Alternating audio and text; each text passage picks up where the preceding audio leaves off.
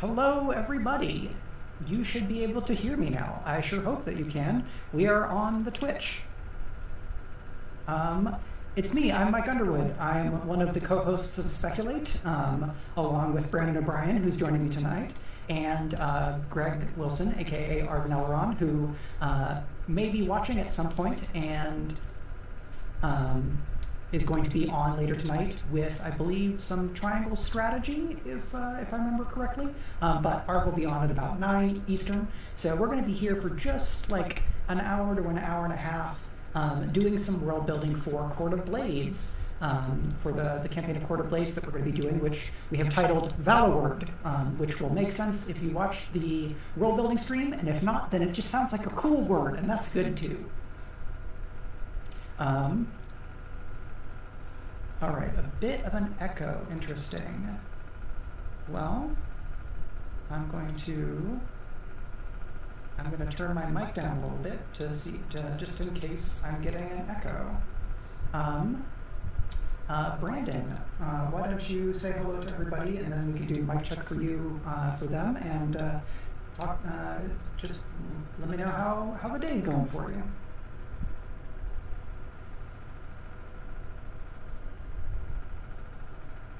All right.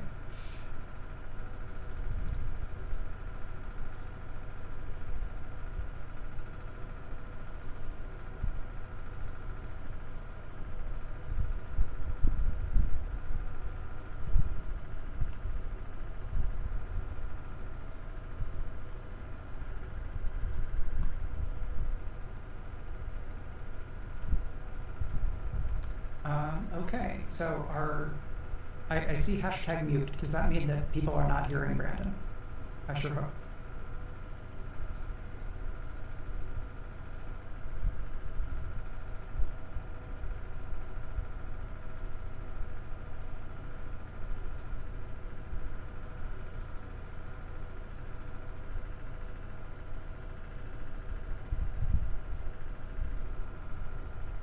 No, and I'm kind of working off of a new / different overlay setup. Cannot hear Brandon. Why cannot hear Brandon?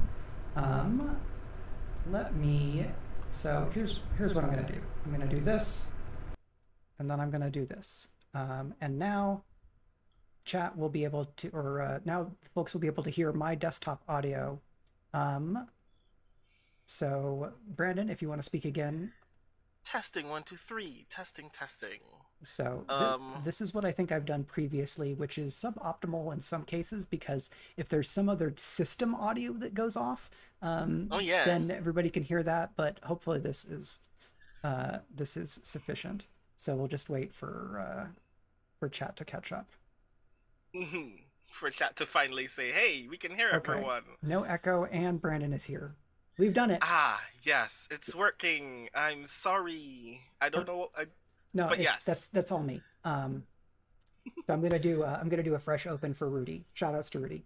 Hello everybody, and tonight on Speculate we are going to do some additional world building for our Court of Blades game, Valloward.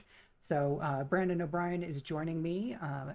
I am Michael R. Underwood, if you are listening and don't already know my voice, which is totally fine, because maybe you're new. We are going to be building on what we did in our session of Ex Novo from a couple of weeks ago, and talk about our island of Valor Island and our city Valloward, to build a little bit more toward what the setting will look and feel like when we are playing in it, rather than just the kind of the building blocks that we put down for Ex Novo. So that is that.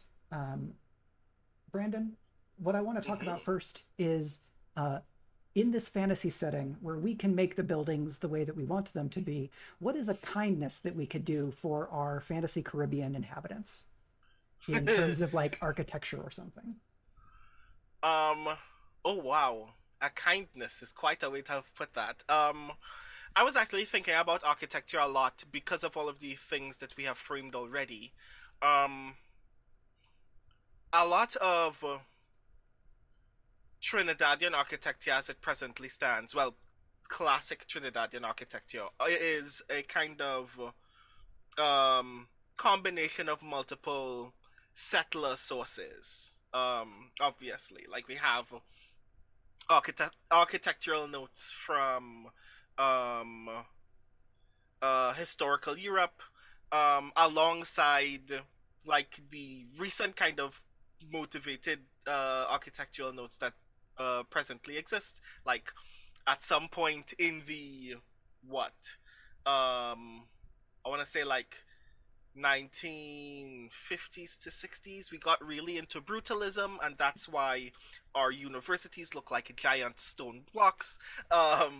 But like in particular, the thing that I think I'm interested in is what architectural influences would have therefore been borrowed from the settlers that have now come to Valor Isle.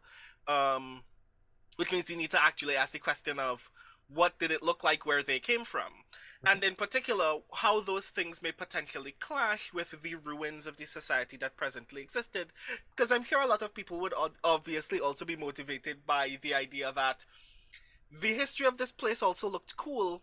We have no idea what it was, but we can attempt to recreate it or beautify it, and what those things may look like in combination. Right, because we talked about there being a previous civilization that they, to the best of our knowledge, are the ones who carved out the paths between those three caves, Mm-hmm. and that they maybe uh, like did something with the river or the underground river. They maybe have some maybe they have some role that they played in contributing to the fact that this island is just like verdant as hell, where like there's abundant plant life. We had the queen apples, we had the plentafruit, we had the lens caps. We talked a lot about the agriculture of Valor Isle, and we have the Mm-hmm. kind of wild forests on the mountains. That's kind of supernatural. We have the like incredible abundant earth magic. Um, so there are like a bunch of factors. I I don't know that we established that there were specific ruins um, Mm-hmm. uh, like from that civilization. I don't see why we shouldn't have them, because that could be cool. Mm-hmm. Like, do we want to have like catacombs? Is there like stuff in the tunnels that we didn't really establish but we can establish now? Or like, is there a district that is the old city where a lot of the architecture has been preserved? Mm-hmm. So, like, there are two things that I think I'm particularly intrigued by. Um, I do like the idea of an old city, obviously. I like the idea that, especially given exactly how volatile Vala Isle is as a place, I think it's very interesting to imply that there is a place where a lot of the reason why architecture is preserved there is because you don't want to mess with that place. um, which would be potentially interesting because it would give us a kind of image of what historical architecture would look like untouched. But I also like the idea of settlers coming to a place, seeing relatively pristine architecture there, and going, I like that this is still here because it tells us that someone else was still here. But I want to put all of this shit I like on it. So here's a possible wrinkle that would like line up with some of the other world building we've already done, because the earth magic thing was like there was an earthquake and then that released magic, and then the people of this island like kind of earthbending style raised a whole district out of this Mm-hmm. earthbending magic. What do you think about that, either them using that magic to mimic the style of the previous inhabitants, and or um, that they did so after seeing an underground chunk of city in between or at one of those caves? Oh, Because then we could have like old city architecture, but it's made by these people. mm-hmm. And there could then be old something else. Yeah, I think both of that is very possible. I think obviously one of the side effects of discovering magic in the very early days of it would be that it was so volatile that they would just be doing things to the landscape and discovering that the landscape already exists in certain ways. So I think that's a very interesting way of having discovered the old city. That at some point vegetation had just eaten an entire previous district before we had even gotten here, and we went, "Oh yeah, that's just grass." And then we discovered, "Oh no, it's not just grass, and maybe something's happening to the grass." Right, because Premee was saying on Discord, like, we were talking about what happened to the previous people, and she just said like volcano problems, all in caps. What if they unearth Pompeii? Yeah. Oh God, no! Like because like one of the implications of discovering an old city untouched is that it is a very good window into why people left. But if it happened very recently, then it means that the revelation is so recent that no one has actually put together the actual inferences that confirm this is the reason why this community left or died, etc. You just know that a calamity did happen. You don't know what the calamity is. You don't know if it still exists. And I think that having that still there and having the people in power go, "This is not a place of honor. Just don't go there. We're just gonna leave it untouched. Maybe there is gold, and if you want to go and find gold, that's fine, but don't ask or answer any questions about why that happened. We don't care." Right. Would be particularly interesting as a point of conflict because it means that we can now have conflict with rival retinues about whether this being here is good or bad for us, whether we should or shouldn't learn, whether someone knows or not, and whether knowing is going to change the power structure in this place Right. So in ways that would be kind of engaging.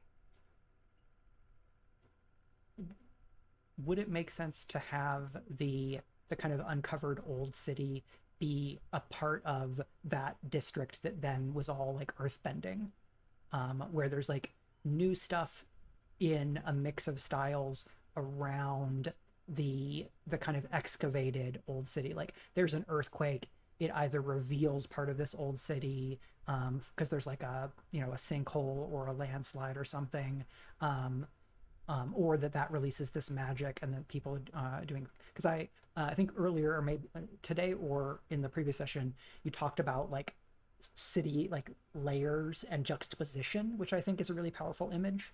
Mm-hmm. Um, I mean, I think on a historical level, two things are possible in terms of how the settler community decides to um, remake and ultimately, in their perspective, beautify this space. Um, One is I do think that a lot of people will respond to the apparent garishness, the apparent frightening nature of this old city by going, if we surround it by beautiful things, then no one will have to think about it anymore. And I do think as a result that its surrounding districts will be unnecessarily ostentatious in a way, in a kind of response to that. And I think that those places will borrow a lot of their old classical architecture as a kind of social buffer against that experience. You don't need to find out what people were doing here before this point. Let's just remind ourselves of how beautiful we are, how beautiful our culture is. Um, but I do think that some other places further away from that would be like, there is something naturally beautiful about this place, and it can commingle with the things that are naturally beautiful about our old culture, and those communities will earthbend a kind of combination of both into unique structures. So I guess it would be kind of interesting to kind of discover what are the kinds of motifs that are valuable to both. And I think that it would be interesting actually to imply visually that the old culture of this island was actually doing some remarkable architecture regardless because of their access to the raw magical potential of the island in ways that the settler culture couldn't even do with their own hands. Right. So if you So I kind of dig like old school brutalism suddenly out of nowhere. Like, what if brutalism from clay? if you had earthbending or something equivalent to make houses or to help you make places for people to live and work in the Caribbean, uh, are there things you think people would do to make their lives easier through the heat, through the storms, through anything like that? um, right. So I think first and foremost, like the immediate solution to this problem is houses should have adequate ventilation. Mm-hmm. Um, I think for the most part, the problem of heat, depending on how close you are to the equator, is a problem that you cannot sufficiently solve without technology. Um, which is, I mean, not untoward for the assumptions that we make about the relationship between magic and technology for the game, but I think it would be weird if we put air conditioners in Valloward. So maybe not that. Yeah. Oh, this. So I have a thing, but I want to make sure to give you other like, if it's okay to kind of keep pitching questions at you on this. Mm-hmm. So ventilation, but then we want ventilation, but also like safety in kind of intense storms, like slash, storm season. Is that down to like having chunks that you can like move, or like kind of stone like storm shutters, or like what seems cool there? Or would they like put up storm blocks, like big walls somewhere or something? When you put it like that, I'm suddenly very intrigued by the idea that there is either like in this community's own disaster preparedness response, there is something that you're supposed to interact with yourself whenever storms occur, or whether the landscape just automatically has a thing that happens whenever a natural event is supposed to take place, and both of those things really excite me. Mm-hmm. So I like the idea of like, what is the hurricane equivalent of what do you call them again? I think you call them beach breakers or something like that. That there are structures that you put specifically to like interrupt waves so they do not form. And I'm kind of intrigued by the idea of like having a natural response that goes, "Oh, a hurricane is going to hit us." Instead of panicking, let's just create something with the specific desired purpose of whenever the hurricane hits it, it starts like dissipating wind Right. and collapses on itself. So I went and found, I just did a quick Google, like, wave Right. breakers. So Dolos, you can 1000% do this with earthbending, right? So like, have these people raised an extra chunk of like island or land kind of outside of the harbor area with these to break things, like, and kind of lessen the impact of major storms in terms of flooding? Yeah. I think something like that would actually be like kind of necessary if we're assuming that this territory is as weather volatile as the actual Caribbean is. Mhm. Having that kind of access, I think, would be unnecessarily like it would be overwhelmingly helpful for a community that cannot leave again, especially if Right. the entire archipelago is already at risk. Yeah, so Premee suggested or said, oh, if the previous people raised this extra land, that's even better for ship-based trade, right? The other islands in the archipelago are more dangerous to land at because they don't have Yeah. this. That is a great idea, Premee. Thank you very much. And yeah, like, pipe in whenever you want. Yes, please. I'd love The to hear only from you reason as much as you have time for. The only reason I'm not also suggesting that if you have the time and energy, you should join this Zoom call is that Mike will have to recreate the overlay. I would, but it would totally be worth it. So DM me on Discord if you want to hop in, but zero pressure to do so. Contribute in whatever way you want. If you have to pop off and do something else, like, zero problem. Hmm. But also to that note as well, I think that answers one of the questions of not only does the archipelago become as wealthy and powerful as it does, but how Vala Isle becomes as powerful in the archipelago as it does. Sure. Because it means that we're the prime trade location, and most of these other islands are relying on us for their own survival, Yep. Yeah, like in its own way. do people like come on boats to Valor Isle when people know that a big storm is coming? Like do we get temporary like refugee fluxes? Yeah. Do do the heads of state of other islands in the archipelago literally ask us to earthbend around them in order to prevent storms hitting them when we're not in peril? Mm, Um, like stuff like that would be kind of interesting because it means that in a lot of ways, um, our primary source of economic power is our magic, especially if no one else has any. yeah, yeah. Because we did establish that like okay, if this land is really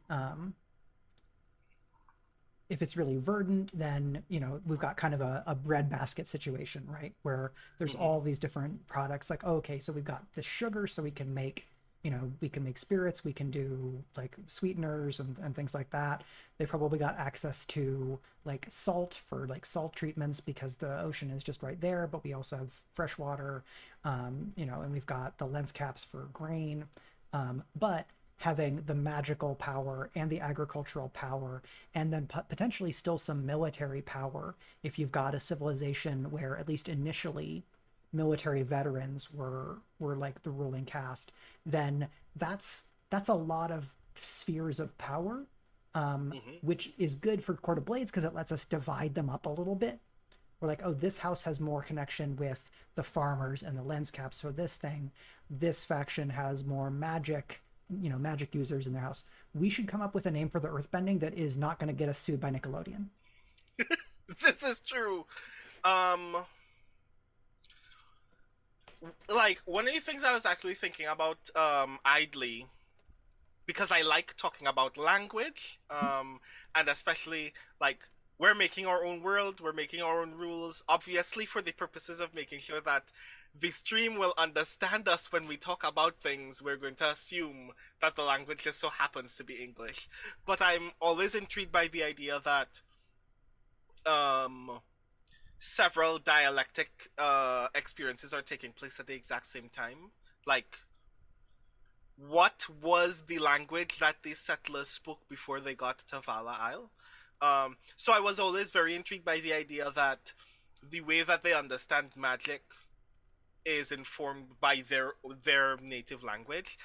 So I kind of wanted the the term for magic as a concept to be different than whatever the game already insists or whatever our automatic assumptions about fantasy are. So that's a unique word that we use in the context of the game, Right. and that it applies generally to the thing that we consider earthbending, although we probably have a specific word for that as well. Um, and refers to the energy source that we use for technology, even if that is connected to earthbending, and especially if it isn't, especially if you don't need to actually interact with the earth to use that energy. Although that term already has its own word as well. Right. Um, So if so here's an option. If the earth magic is kind of special to this region or maybe to this island, what were the mhm. other types of magic that the initial settlers of Valor's Reward were familiar with? Because characterizing that may help us reverse engineer to a term. Oh, so do you mean that there were other things than earthbending that were taking place in this place? Yeah, or that that magic was known and there were types of magic where these people emigrated from, and Aha! the earth magic is a new thing. It's on top of or a new dimension or new manifestation of it. Like in other things, you know, Right. it's magic is the weave, and you're weaving, and they use textile metaphors. Craft is really common. Like one option is like coming up with a guiding metaphor. Mm-hmm. Like, go for it. So there's a thing that I like a lot here. Um, and weirdly enough, this is as a result of me thinking very deeply about the ways that folklore exists in a Caribbean context as a writer. Um, so one of the things I think I'm intrigued by for these settlers is the idea that they have never known magic before this point. But obviously, everybody has a superstition about a kind of magic because everybody has a superstition about other people having a kind of power over them. Like, that's just in the world zeitgeist. Um, and I think the delineation that I like the most is um, not necessarily between good magic and bad magic like a lot of other superstitions do. Uh, but between um, creation and destruction, and that in a lot of ways, very weirdly, um, before getting to Valloward, before getting to Valor's Reward, and before discovering this magic, their culture considered creation magic to be evil and destruction magic to be good because it was improper to have surplus because what are you going to do with it? We're on a boat, you can't give us more food, we'll sink and die. And then now they're in a place where they've discovered it's ideal to have a surplus. You're living on a planet, you're living on an island that had a surplus before you got here, and this is actually ideal and healthy. Um, so I think that there's a word for creation and a word for destruction, and that word for creation is um, adapted by the word for earth to describe uh, earth magic. Um, and it's either in relation to just the earth itself or to the fact that the island is surrounded by plants because they know that it's connected to the plants. Because this answers the question of why the plants are so weird, right? Yeah. Yeah. So It's just like, a matter of what those words are, what the sounds are. right. So we can, so we having Valor Eye, Valor Isle, Valor Word, Court of Blades, core uses kind of it uses Italian. Um, Mm-hmm. Friends of the Table, they had Sang Fiel, like it Mm-hmm. was kind of French-ish. Um, I was thinking, and this is where I will bring it in because I was thinking about what would the terroir of this island be for wine and how wild that would be because there's so much magic in the land. Mm-hmm. And in the Ex Novo, we talk about that sometimes you just get plants with weird properties. So if Mm-hmm. like if this magic is in the land, then like I don't know that we want to call magic like terroir, but then you get into terror and like, oh, okay, other earth languages words for earth that we then twist a little bit so that it's evocative but not just a one-to-one as an option. Mm-hmm. Um. So I suddenly like while you were saying that I was like, what? Other than obviously French and Spanish, because we always think about the English, French, and Spanish as settlers of the Caribbean. I was like, who else got here? And now I want to know what the Dutch word for earth is. Um, hold on. So yeah, I'm Let me see also if I can Googling. find that. Yeah, Prince Justin says in the chat, terroir and magic makes me think of Laura Ann Gilman's Shatter and Vine verse. Yeah, that was a little bit in mind as well. I, magic wine has definitely shown up in a number of places, which I think is cool. Um, mm, mm, mm, mm. So the Dutch word for earth is ard. Oh right, ARD, AARDE. AARDE. Um, so yeah, like that could we could be there could be Ardcraft, and then we come up with a word for um for like destruction, which could be rend. We like kind of spitball on something like that. Um, but I was thinking Mm-hmm. if we if we've got a few different types of magic, or if we want to have like a physical incarnation of the earth magic. I was spitballing earlier today and was thinking like, okay, so uh what if volcanic rock that's porous and has this weird quality where it absorbs sunlight and kind of becomes like a battery, but that power has to be then conveyed again through the transmission of light rather than wires or cables.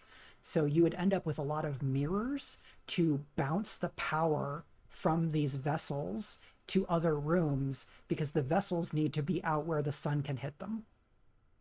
Ooh, yes, I like this a lot because that implies a lot of things that I really, really like. That will be very good for like setting the stage and scenes. I'm giving you this. Yeah. Please evoke this in play. Um, the idea of the mirrors and the idea of naturally porous rock implies that every once in a while there are rooms or hallways where, based on the time of day, you'll just get a random beam of light hitting you directly. And I like that framing a lot. Um, this use of that technology implies that a lot of the light that is being used in spaces in the dark, because it is essentially repurposed sunlight, will always have the qualities of pure sunlight, regardless of the time of day. And that, as a visual image in buildings, will be very intense in ways that I enjoy a lot. Yeah, because if everything is like, or if some of this is solar powered, then there's also kind of like there's a day night cycle quality to magic use.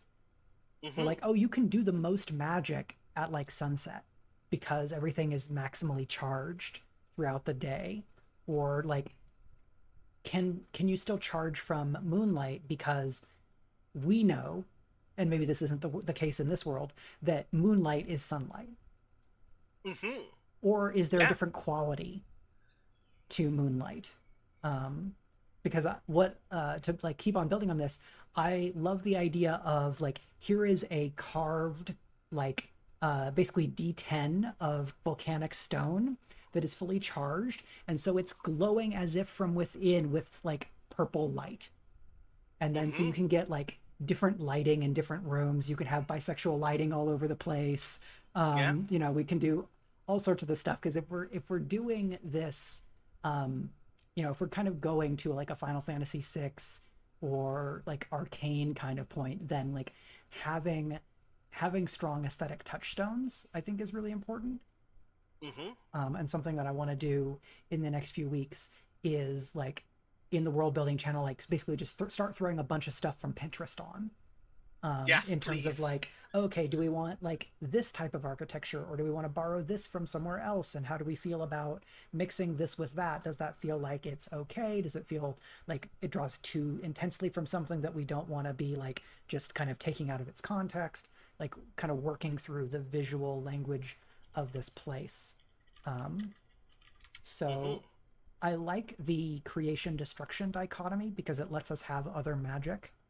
Um, so we don't necessarily have to come up with all the words, but I think Ard, and then maybe, okay, do we also look to Dutch for a word for destruction or cutting or rending or like, dissolving or something that gives us a cool word that we can match with Ard. Um, because isn't Ard also one of the magic like cantrips that witchers do? It is. Oh my god. I was trying to remember if that's the wind thingy that Geralt does in the games that just pushes enemies back, and I'm like, well, if that's wind, what language was that? Right. But yes. So yeah, that definitely gets us some cool stuff. Um, I wanted to like talk through a little bit my ideas about so cutting in Dutch, if this Google thing is to be trusted is Sneedgen, Snijdeen, which Sneeden? Sneeden, which like maybe we trick a little bit. Sharp is sharp, tart, cutting. Vinig is sharp, nipping, cutting, nippy, keen, shrewd. But like if we want to keep building this, we could like I can poke a couple people who are Dutch speakers and maybe get some better input than just me trying to Google things, right? Oh yeah. So for the factions, we ended up with 6 factions, kind of organically, which was beautiful. And in the Discord, I said, okay, here's my first attempt at can we line up these 6 factions with the 6 factions as written in Court of Blades so that I can just use the mechanics that are already there that Navi and Sean created with their houses from the setting of Illrien, which would be lovely if we could do because that's less like homebrewing that I have to do, right? And we get to show off the mechanics more directly and less of like we're kind of building a hack. Like we're already building another setting. So we had the Corinnes, which were the initial users of the Plentifruits. They're the ones who broke off from the Vorsters to go and focus on this. So the Corinnes I had as Lavelle. It is their business to know everything about everyone, bouncing off of the idea that they have this like hallucinatory, oracular fruit situation. The Vorsters then would be Battalia, noble, vigilant, and honorable, the old house of martial valor, kind of most directly representative of the martial culture of the original settlers of this round of settlement. The Fairists, who are the mercenaries, would be Bastien, the champions of the people. So like more maybe they didn't have like the old military family connections that the Vorsters did, or that they just kind of maintained an orientation toward the needs of the people in a way that's more direct than the Vorsters or somebody else. The Circle, which either keeps that name or becomes a house, somebody who's important in the Circle then gives their name to the house, would be Corvetto, mysterious, tyrannical, and feared, as the like newer mystery cult of the god/monster of the lake. That maybe works. The Grey Mists, who are the ones that raised the big palace, would be Erlanda, the most powerful merchant family. So like, okay, is this a group of people who were not veterans and did not have that traditional power, and so they found different power through trade. The ones who either tapped into the earth magic, or the ones who if you had Premee said, if they had a vineyard next to that lake, you could not pay me enough to drink that wine. Absolutely not. I think there probably is wine from there, but that may be like sacramental wine for the Circle, more than something that gets traded. So Erlanda is the most powerful merchant family, and so it's just like money talks is their vibe, right? And then the Rontists, who were the failed invaders from another nation, either another nation in this archipelago or somewhere else, they would be House Almari, who are fearsome mercenary princes from across the sea. How does that line up for you? I think it lines up very perfectly. There was a thing that I was curious about because it would inform a thing, because I admit I have read the Court of Blades core cover to cover twice. And everything except what my own character creation notes has totally escaped my brain. Okay. My head has been very hollow. But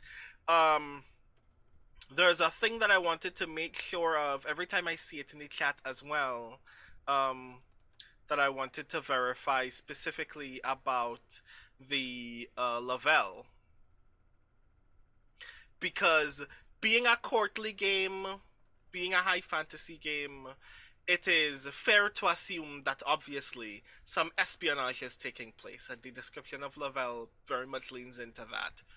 I'm very excited by the idea that those who are talented in espionage are also people who are gifted in their own oracular trade as well, because it implies, as a result, that the constantly want not just to know as much as possible, but to always be the only people who do know and will do anything necessary to learn.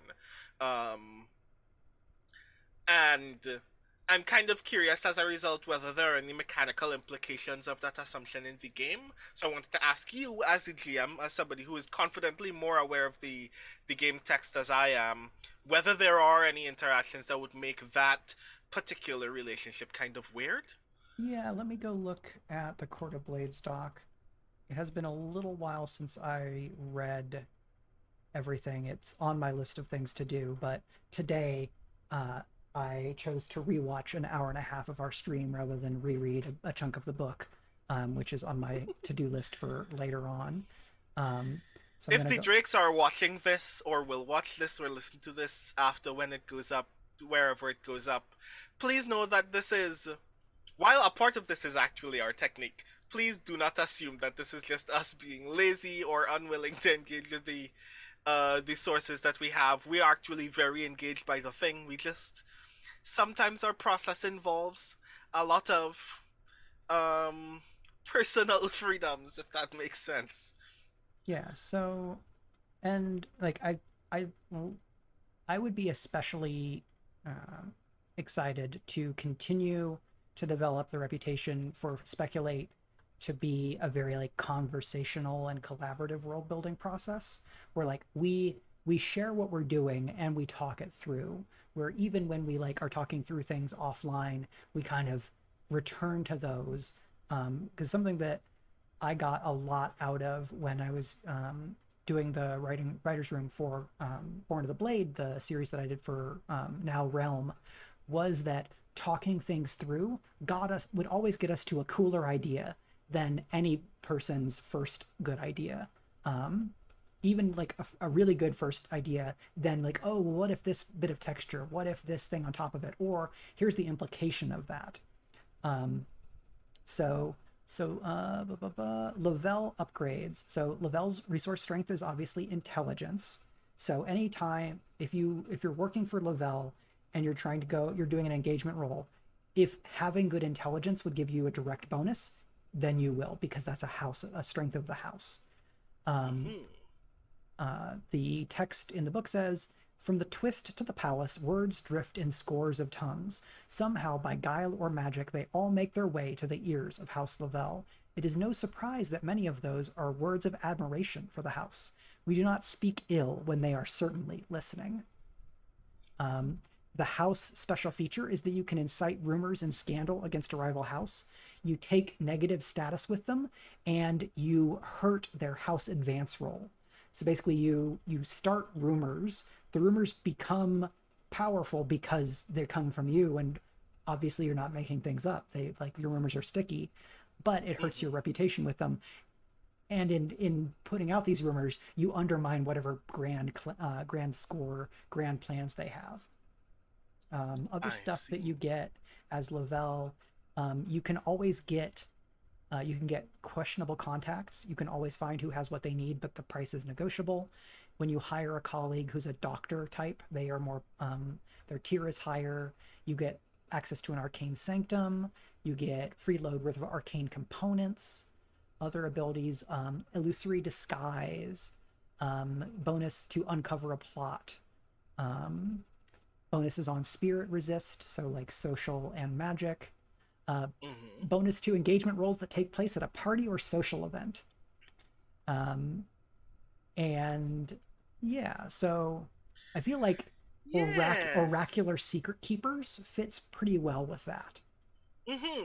It also kind of leans into that 1d2 engagement roles that take place at a party or social event gives me a little a very strong uh Dionysian kind of vibe, which Yeah. leans very heavily into the intoxicating oneself to gain information from the universe Uh-huh. vibe. I actually dig this a lot. This is Right. So actually like, very cool. do you get like are the knacks um of the Koreans just like the gender neutral version of like wine aunties, where they're Yes, constantly a very little much. sloshed so that they can maintain their oracular abilities. Yeah, I love this so much. Like, do you know what's the vibe that I'm literally getting? I've been really enjoying Miss Marvel lately, and Mm, the characters that I enjoy the most are the characters that the ladies that Kamala refers to as the Illuminantes. hmm. So I'm literally imagining that there's a community of people like the higher ups in the Corins are literally just um like old, very fashionable people who regularly go out with like a bottle of Merlot and gossip with their fellows. But you know that if you piss any one of them off, they will just step aside, disappear into a shadow, unalive one of your friends, and then reemerge like nothing has happened. So this also makes me think of some of a like a visual detail I was pondering and want to kind of pitch to the group and like make sure everybody's bought in on it. Um, I like the idea maybe of the juice of the fruit being like really strong. They have a really strong staining quality, so that people who are frequent users of fruit would just like permanently have that color lipstick just from the fruit. Oh yes, that would And actually that be kind of neat. then there could be like colloquial language for someone who is like oracular or whatever that is, blank lips, like purple lips. Mm-hmm. I like that a lot Um, because I mean, obviously, having a stained lip is also valuable um, as a kind of communication as well. Like, I think very strongly of one of the greatest things that ever happened in a piece of literature is will always be Jesus kissing Judas, right? And in my head, I feel like now that we've established something like that, we also have the capacity to establish when someone has been given oracular guidance, because you can just leave that stain for them elsewhere so everyone knows that you know something. right.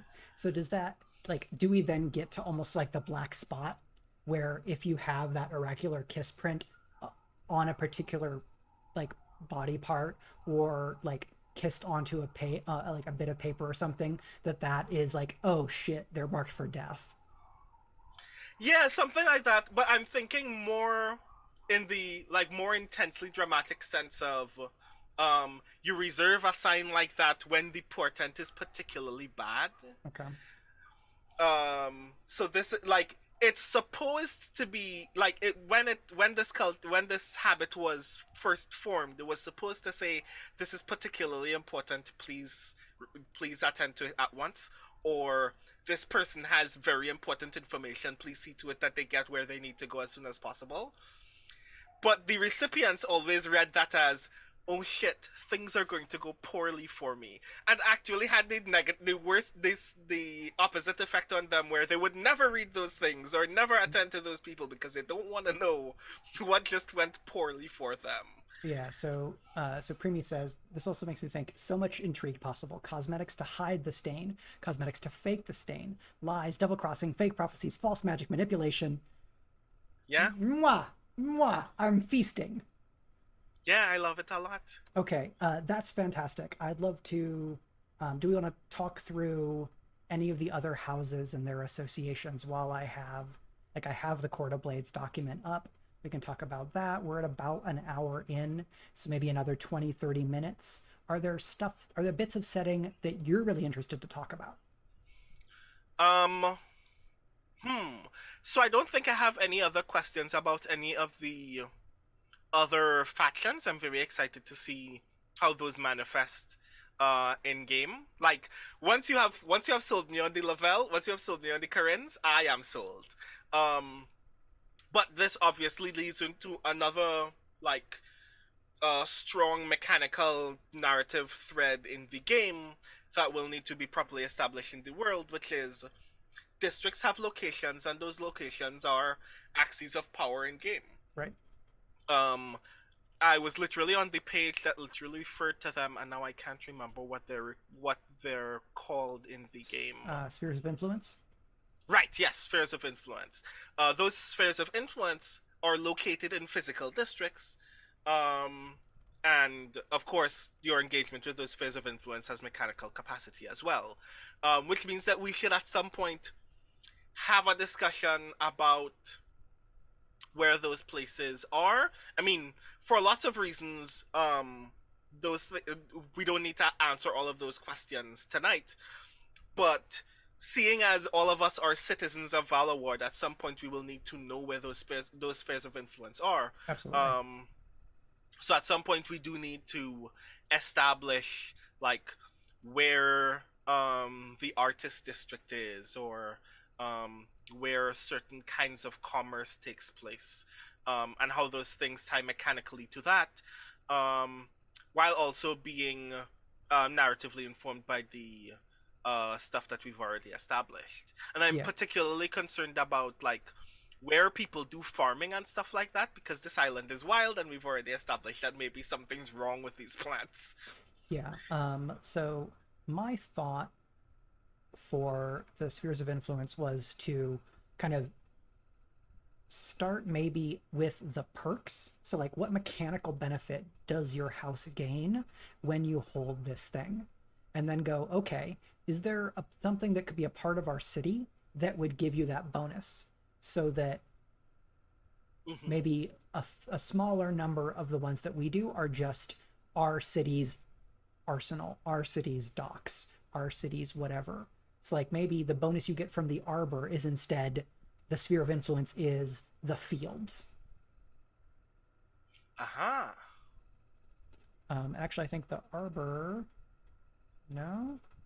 So there's Court of Blades has the granary because bread is a really important part of Illrien Mm-hmm. culture. So the arbor take +1 result level for alchemical crafting. The freshest and rarest ingredients are at your disposal. So that works, right? Yeah. Um, and the contacts are a renowned vintner, a wealthy planter, a gourmand. So I think we can keep that. And then the Arborist Guild is the faction withholding. So that is going to be a big part of world building that I'm going to need to do, or we're going to need to kind of collaborate on. I Mm-hmm. would love to have that done by the session 0 so that we have this stuff mapped out.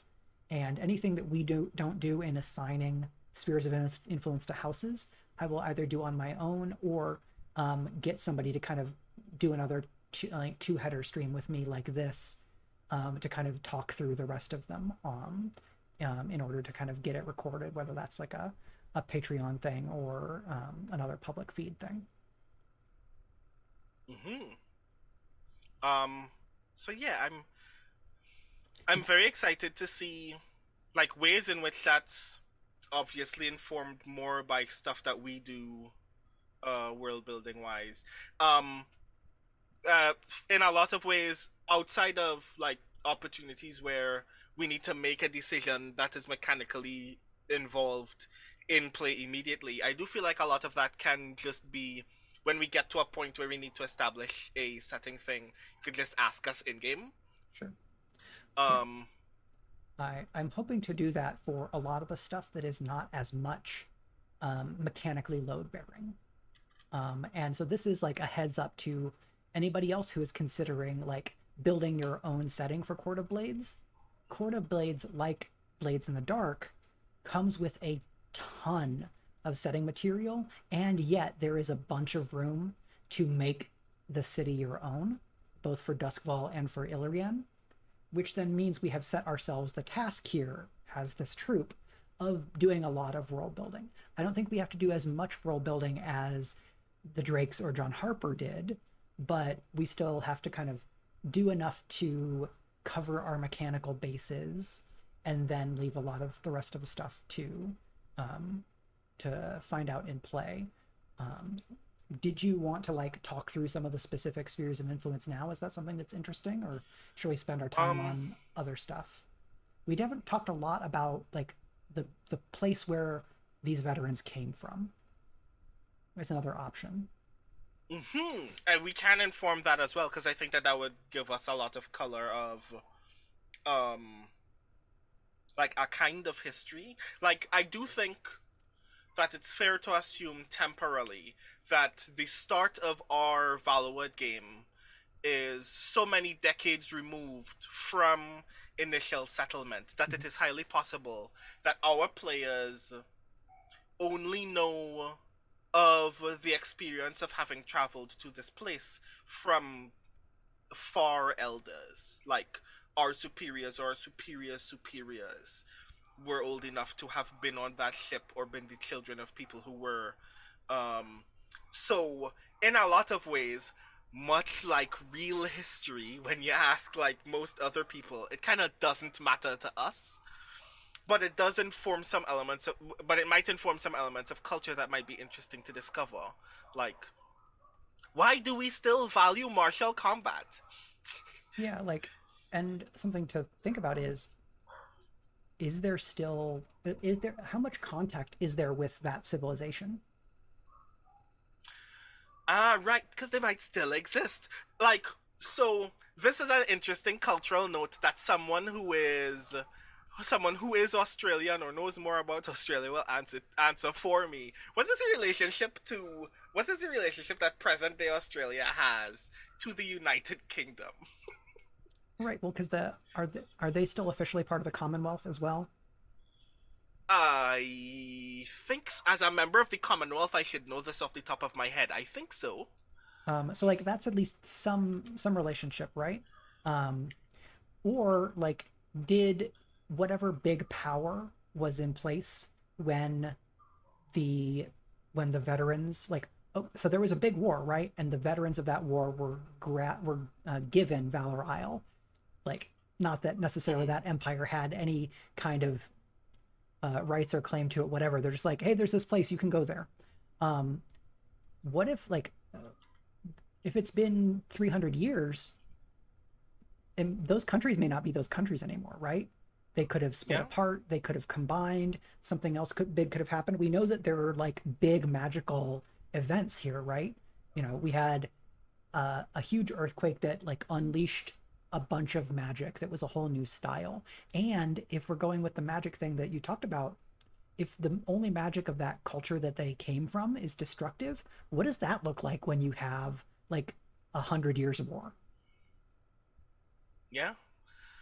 Um, that like the reason why I think that that's particularly interesting is like, is it possible that in the decades since, the relationship that the descendants of those initial settlers have with their historical precedent might have soured as a result in ways that they can't even qualify because they don't have a concept of having been from this place in a lot of ways. Like, how does their home country, in that sense, view the fact that they live on an island full of stuff? And that all of that stuff is weird and intoxicating and potentially hostile. And none of these people seem bothered by it. In a lot of ways, we've accidentally actually made Australia. Right, because you talked about like scarcity as being maybe an element of this country or that these people came from. If like the quote unquote the old country is like the North Atlantic, and we're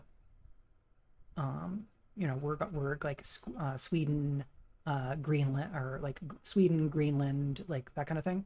Like, did they come from a place with like not a ton of arable land, and so there was a lot of fighting over the land that there was, and there was a strong scarcity mindset.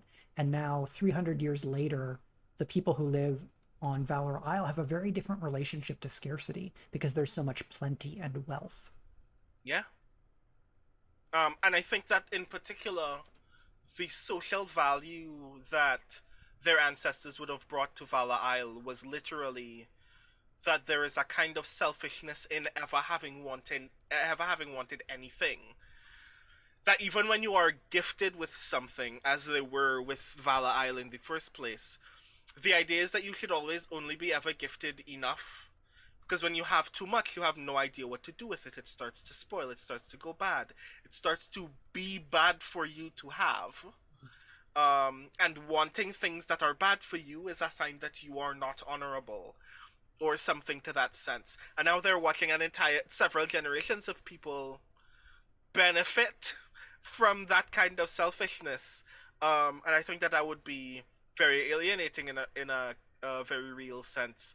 And even though I don't think Court of Blades is built for this kind of interaction in particular, if we were to have if we were to tell a real neo-colonialist story, it would be particularly interesting to have that ancestor country come to this island and actually have beef with us because we have so much. And not know how to deal with that beef because they can't take it from us because that will make them hypocrites. Yeah, or just because they're not capable of doing so.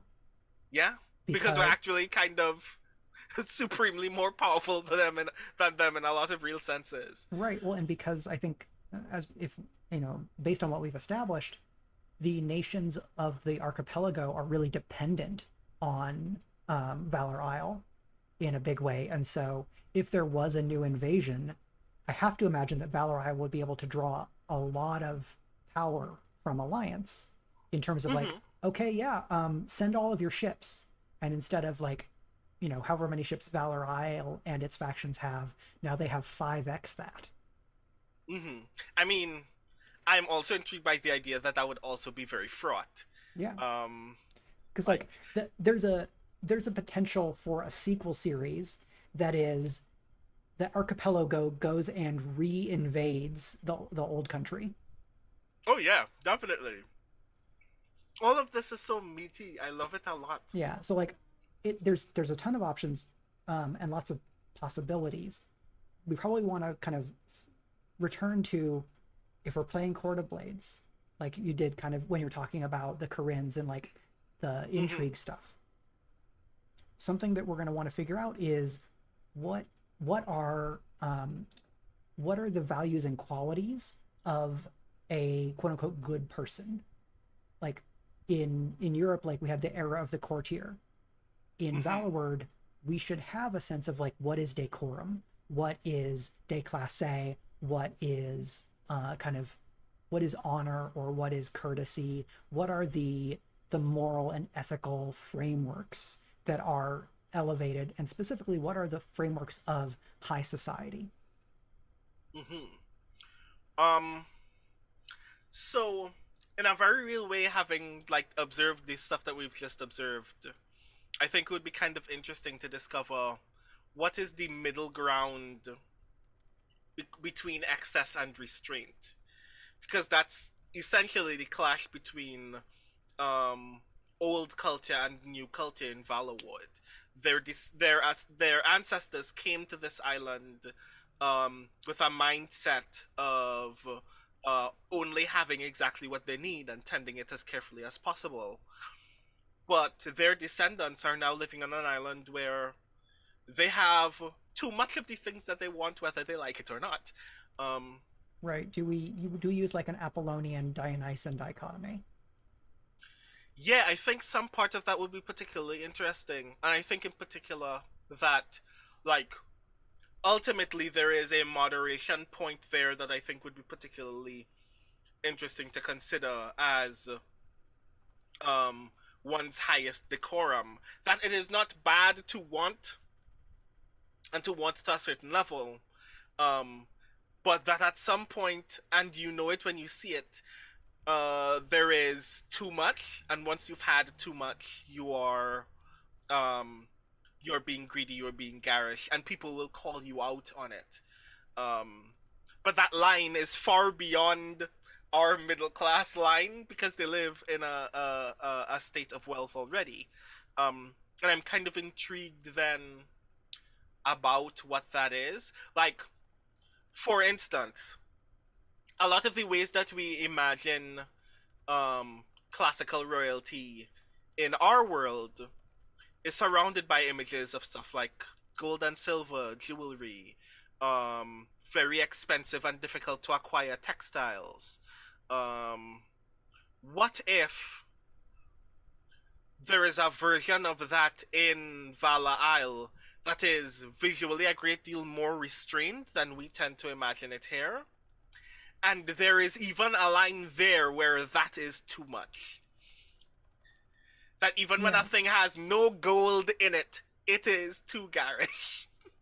yeah, because like like what you describe is kind of like conspicuous consumption, right? You show off your wealth, you wear your wealth or whatever, um, because the the value or the original hierarchy was based on bravery, right? It was Hmm. you go into battle, you don't leave your people behind. Does that then flavor some of what is valued? You know, do you put up like, oh yeah, I'm a great hunter, and so you put up some sign or some trophy from hunting the creatures of this island? Is it, Ah. do you claim value or quality based on action rather than acquisition? Yes, I think that would actually be really cool. That the the only real overwhelming markers of wealth as a result are things that have proven that you are capable of acquiring the markers of your own talent, which leads to a particularly interesting thing as well that I think would be kind of cool to play on. The idea, in the interest of kind of playing off that image of bravery, um, that the line is literally whether you are portraying it in cowardice or not. That um, it is truly valuable to show off the ways in which you can acquire something in a way that is vulnerable, because you are therefore showing off that you know no one can best you and take it from you. Um, like wearing jewelry in places where it would be easy to steal because you know no one can steal from you. And any attempt as a result to portray your markers of wealth in particularly safe um, and difficult to challenge ways is seen as cowardice and therefore garish. Yeah, I really like that. We had talked in the Ex Novo about leaning toward a polytheistic, at least like ancestor or kind of old country culture. Mm-hmm. So, certainly the Apollonian Dionysian dichotomy, like, okay, we can have a god that is most associated with scarcity and with like living within your means, and then a god who is maybe like the kind of um, bad god, quote unquote bad god, like a Loki or a Satan or whatever, who has been recast because of these people's changed relationship to plenty. Yeah. Much like how Satan has been recast in our own world. Um, yeah, I actually dig that a lot.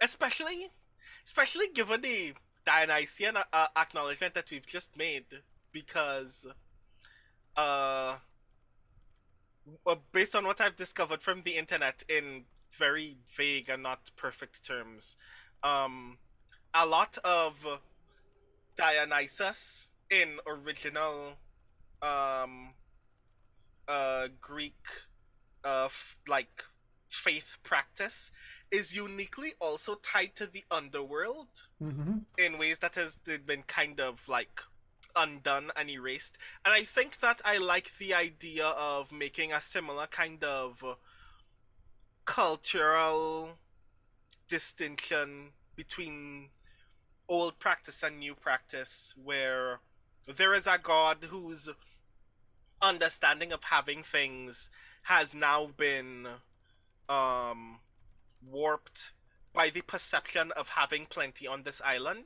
but nothing about the text or practice of that faith has changed, other than the people who used to practice used to have very little, and now the people who practice have very plenty.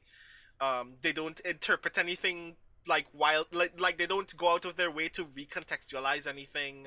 Um, like they just read it differently now because no one's taught them that this is the way that this is always read. I think some part of that would actually be kind of interesting. Yeah, so we could have a god of plenty, we could have a god of balance or scarcity. Maybe that god could also kind of have a like, you take care of the people around you aspect of like, part of why, like, part of what scarcity means is that you have to think about the people around you. Mm-hmm. Like, because you could also go the other way of like god of scarcity is like god of fuck you, I've got mine, um, Mm-hmm. which is certainly an option, and maybe like many gods are kind of polysemous in that fashion. Like, is Mm-hmm. like, oh, is this like a very xenophobic god where it's like we take care of each other inside this circle, but things are scarce, so fuck off. You're not one Yeah. of us. Mm-hmm.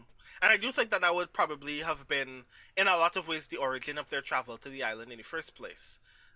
That they've discovered that this territory has potential resources that they can exploit, and they need to care about the people who have fought for their war, precisely because they ensured that no one could continue taking their home territory from them, and that's why they're on Vala Island in the first place. Yeah, Um, like because there's a certain degree to which doing this is like getting rid of your political opponents, right? yeah, Because like victorious general returns and takes over is like not uncommon in like Roman history, right? Um, and warlords tend to become kings. So mm-hmm, you have this war, and then you've got a bunch of like acclaimed, like valorous, like leaders, and then you give them a reward that takes them out of contention for your power.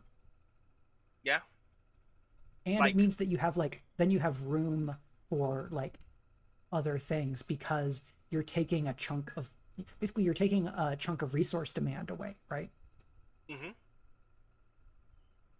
I think that, like, the fact that that is a concern that your ancestor culture had means that there's a lingering presence of that kind of concern in um, elders in Vala Isles community. That will also have a kind of impact on the way that um, these um, rival houses interact with each other, because in a lot of ways they've been taught that the way to play the game of maintaining power in this space requires some level of being willing to negotiate other people's relationship to your surplus, Right. um, all of which I think is really cool. So we've got God of Surplus, we've got God of Balance, we probably have a martial god or multiple martial gods. Um, how like do you have a preference for like size of pantheon? Because there's like small, medium, big, and huge. Because like some pantheons are also pantheistic, where it's like, oh yeah, there's 10 manifestations of this god, but then there's only like five main gods. But then you get to like 500 because of different aspects and things. So I like aspects, like, suffice it to say that the pantheistic space that I am most fascinated by is Hinduism, simply because every once in a while a very meek and understanding god just starts murdering people, and everyone knows why. Um, Yeah, because it that what that does is it allows gods to be more like people in a different way. That people are not all one thing. yeah, and it allows us to, like, invoke the inherent um multifaceted nature of individual ideals. Um like, there is a kind of expression of the god of scarcity that is just miserliness, but it is expressed in a certain way for a certain reason. So when it is expressed through one's practice or one's reading of text, it is supposed to teach you something. Um, and similarly with the god of surplus, in a way that has now um, syncretized in Vala Isle as beneficial, because they have now experienced the surplus, where it would have previously been read as hostile, even though nothing about the text itself has changed. Right, like is there an aspect of hospitality that used to be regarded as like self-defeating, that you're like Yeah, you're gonna put yourself out of house and home hosting somebody because there isn't enough to go around.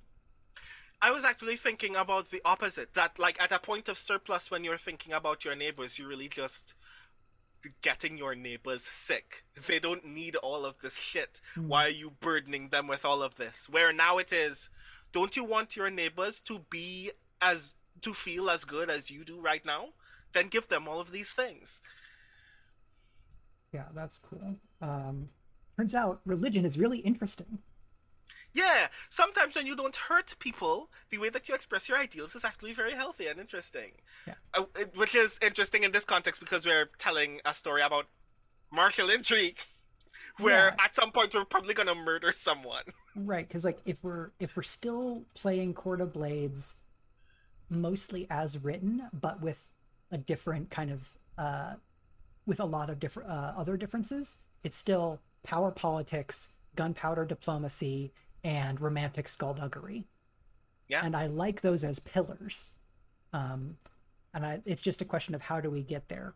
I want us to be at the point where when we do the first errand, everybody who's playing has a sense of, oh, this would be considered gauche, this wouldn't be considered gauche, or here is what is expected of this noble that we have to rescue, so that everybody has at least a little bit of a sense of the value, some of the value landscape of this society, so that we have the touchstones about it, and can kind of then role play into the spaces between them. yeah. Because, like, in particular, like, one of the reasons why I'm interested in the idea that decades have passed between settlement and our beginning forays into the story is that it gives us the potential to play particularly young members of a house whose ideals may even be more radical than those of young people right above them in age, in ways that would be kind of interesting. Maybe we want to play characters who um, uh, buck even the most recent conventions of the city, because it would be interesting to try to tell the story of new ideals being born in this space. Yeah, because the characters in Court of Blades are valued retainers, but the they're not the heirs, and they're not even Hmm. necessarily members of the house. They're usually explicitly not in the line of succession. So they're like Braun, or they're like if we go to Game of Thrones, which is the reference that that Sean and I think Sean and used when Sean and Navi were on Tabletop Talks, the podcast from Third Floor Wars.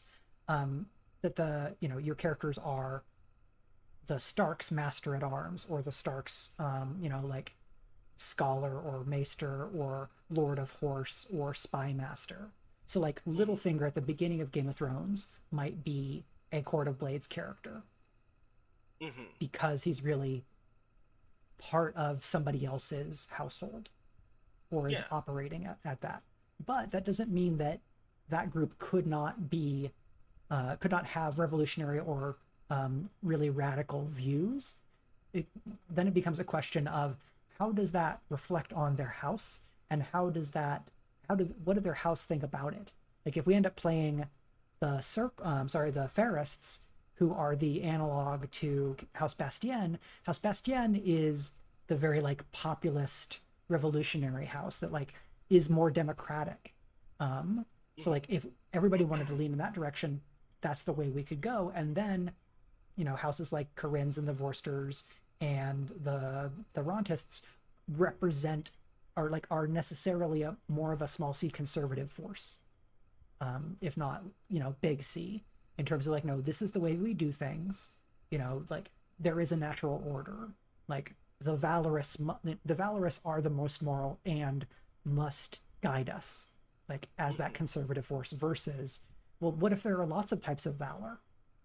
What if like opening your house to a refugee is just as brave as like as being the standard bearer in a fight? Like, why is it that there's only one way to be brave? Yeah.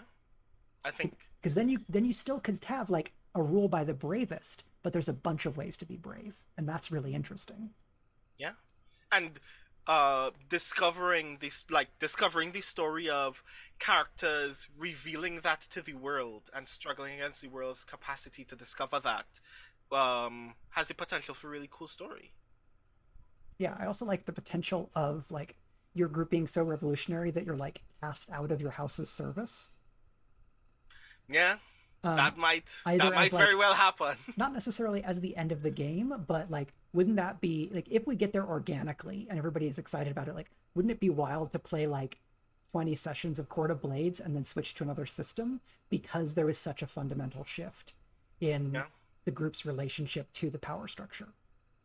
It's like, oh well, one way that a Court of Blades campaign can end is that you're not playing Court of Blades anymore, because your retinue, your coteries relationship to the system has fundamentally changed. Hmm. We don't have to do that. There's no need to even try to push for it, but it's an interesting idea. Yeah. Because then in 2 years we could play a different game in the city of Valloward. Yeah, I think that would be kind of cool. Like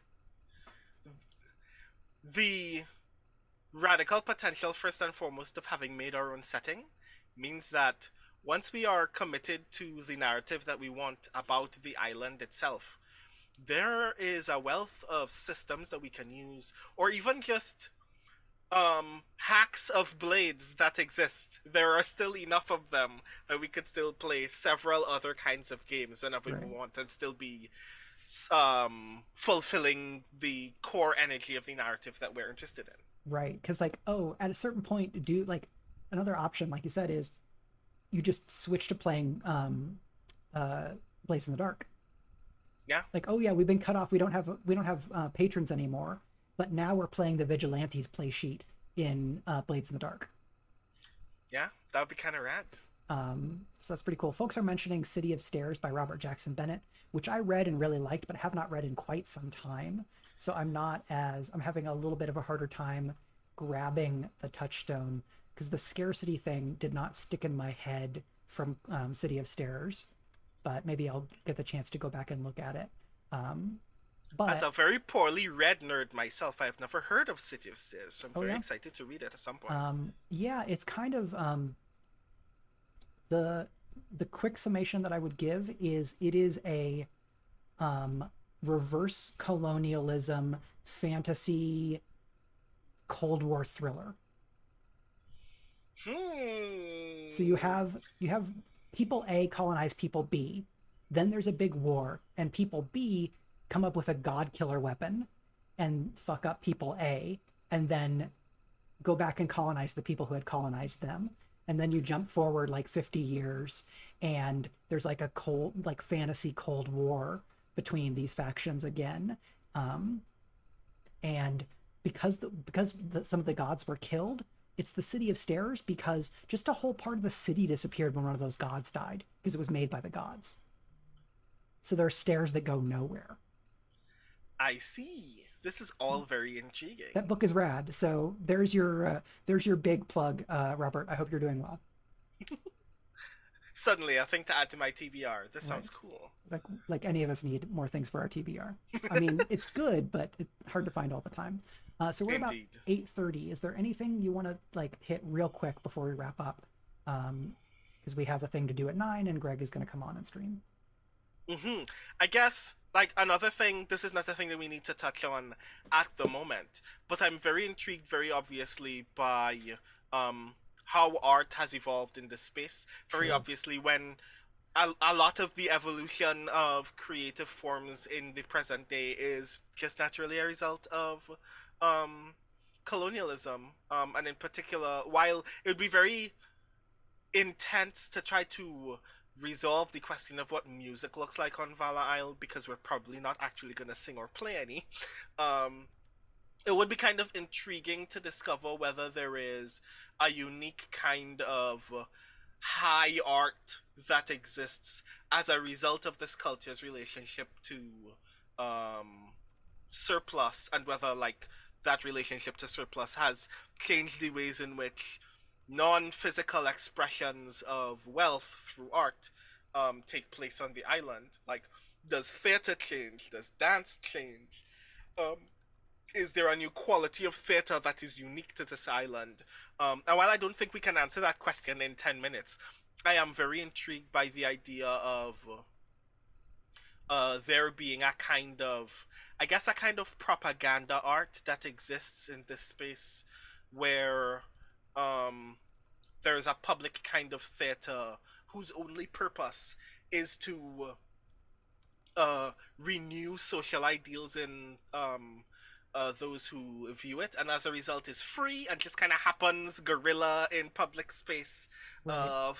Theater performers just move to a location and just put on an impromptu uh, production with the purpose of essentially just like forcing an ideal into that space, Right. um, I which I think would be kind of interesting. That makes me think of like, okay, so if the culture that they came from is like, focused a lot on scarcity, what were the methods of preservation of food and drink in that place? Did they do you know were they using vinegar? Were they using salt? Like, if scarcity is important, you need food to last you through X. How did you do that? How did these people um, arrange or manipulate their resources so that they could go through times that go through fallow times? Because I have to imagine that becomes a pretty important part of that culture from an earlier standpoint. um, Mm-hmm. Not necessarily only one thing. The other thing that makes me think about is 100% we should have a boasting culture in this Oh civilization. yeah. Oh yeah, definitely. There is. Um. So you said that, and like what seems like a totally separate connection occurs in my brain. Um. The fact, like, namely the fact that the origins of hip hop are Jamaican DJ culture. Um. And in particular, a performance art called toasting, which is just the DJ before a record just bragging about the fact that they're the best DJ and about the fact that this song is the best song, that no DJ has access to this record. Um, and I feel as a result, to kind of answer an artistic question, is that there has to be a cultural kind of performance that is just like the courtly version of your mama jokes, like a kind of freestyle performance that is just qualifying your greatness in comparison to another, and that it at some point supplanted the duel before either before getting to Valloward or several weeks and months and years into the formation of Valloward, because you couldn't actually kill a man in a duel because you never know when you're going to need a soldier for some reason.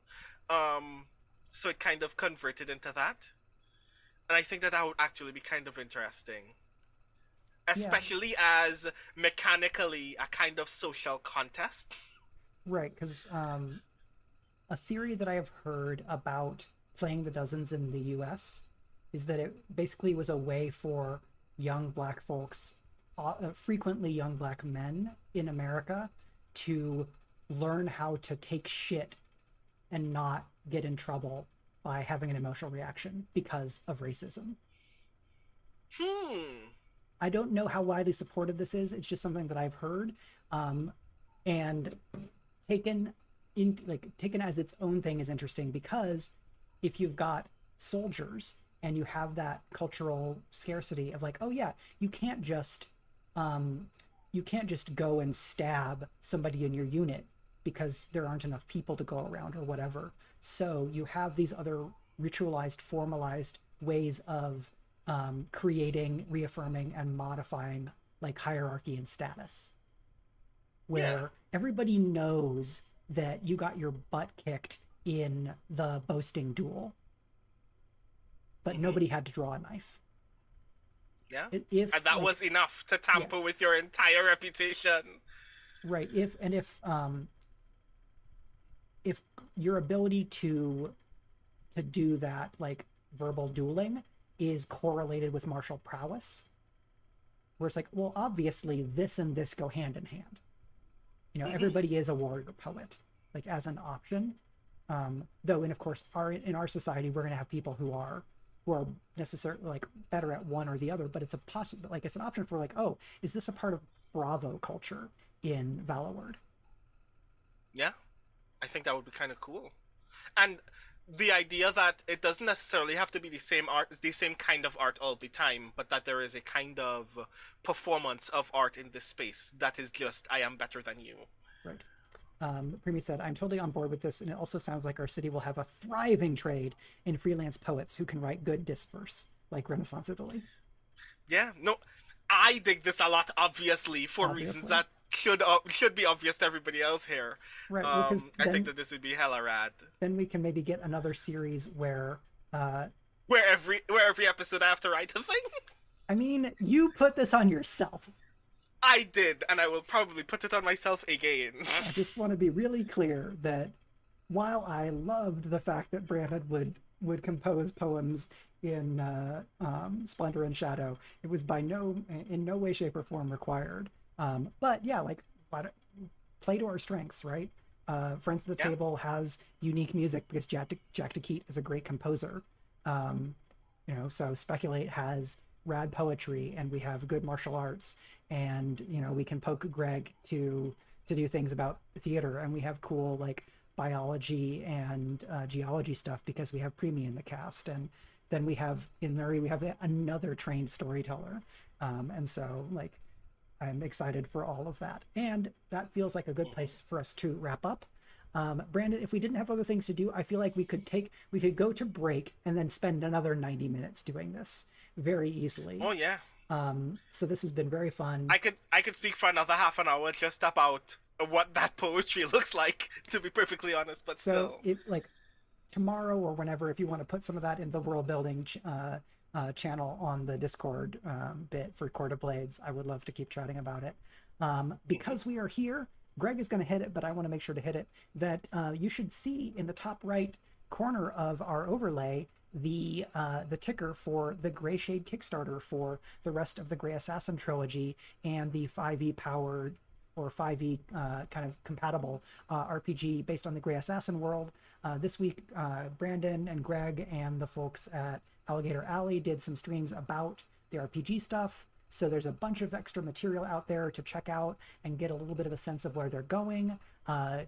You can pledge. When you pledge now, you can pledge and also sign up to get the audiobook by Trendane as another thing that will be funded if the campaign hits its goal overall.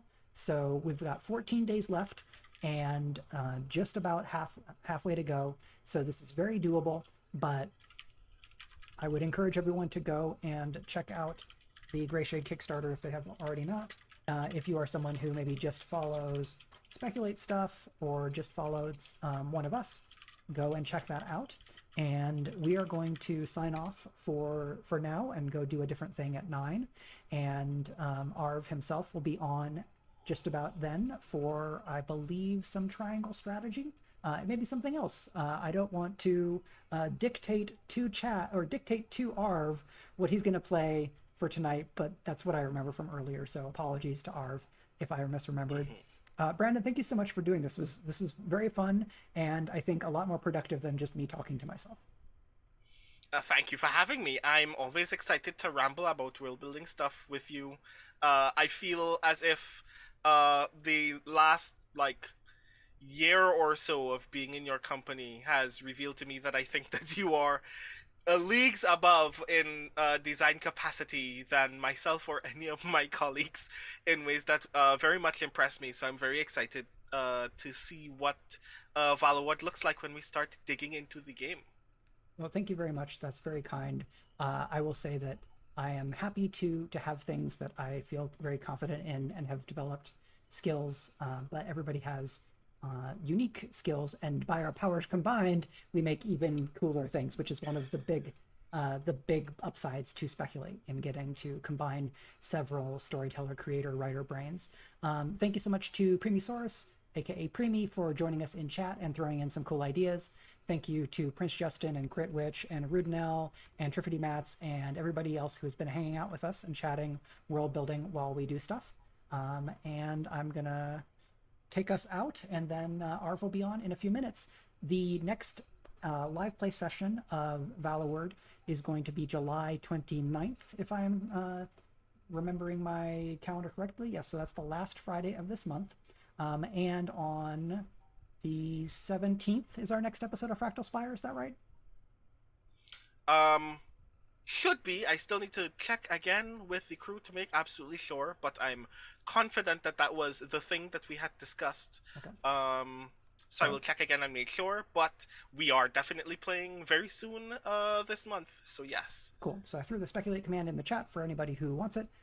If you are watching on YouTube or the Twitch VOD later on, thank you for joining us there. If you want to support this cool thing that we are doing in making a setting for Court of Blades, you can, nope, that's the Speculate Patreon is at patreon.com/speculate. Arv's Patreon is patreon.com/arvanelleron. Supporting the channel also helps Speculate. Helping Speculate directly lets us pay Rudy Basso, our great audio editor. And that is all of that. I think that's the various things. And now I'm going to use OBS Magic, and we're going to disappear. Until next time. Thanks all. Bye. Okay. Cool. Well, that gives us almost 15 minutes to break, refresh, and then reconvene for Speculative Dispatch, where we'll talk about role-playing games more. Okay. Yeah, I think the whatever it is that we're doing should be in the Discord, I hope.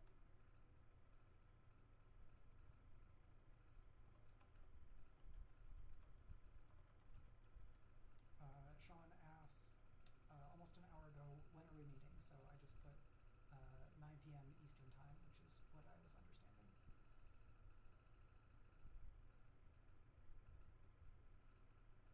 What? Okay, I'm going to stop the stream. Sorry, folks.